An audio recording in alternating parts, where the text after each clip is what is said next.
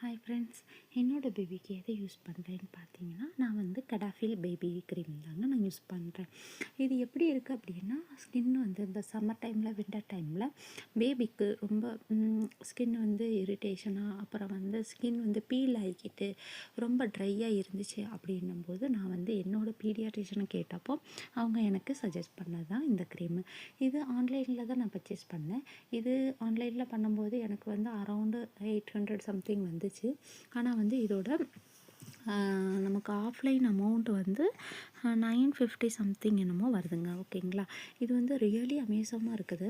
எப்படி நான் சொல்கிறேன் அப்படின்னா, இது வந்து அரௌண்டு நான் ஒரு 2 மந்த்தாக என்னோடய பேபிக்கு இதை தாங்க நான் யூஸ் பண்ணுறேன். ரொம்ப நல்லா இருக்குது.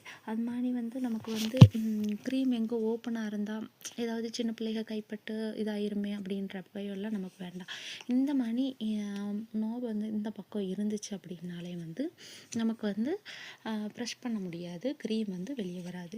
அதே மாதிரி இப்படி வச்சா மட்டும்தான் நமக்கு வந்து க்ரீம் வெளியே வர்ற மாதிரி ஆப்ஷன்ஸ் வந்து நமக்கு கொடுத்துருக்காங்க. ஓகேங்களா, அதனால் நமக்கு வந்து இப்படி வச்சுட்டு நம்ம வந்து யூஸ் பண்ணிக்கலாம். பார்த்தீங்களா, நான் உங்களுக்கு காமிக்கணுமேன்றதுக்காக லைட்டாக ப்ரெஸ் பண்ணி காமிச்சேங்க. அது மாதிரி நல்லா இருக்குது பிராண்டுமே.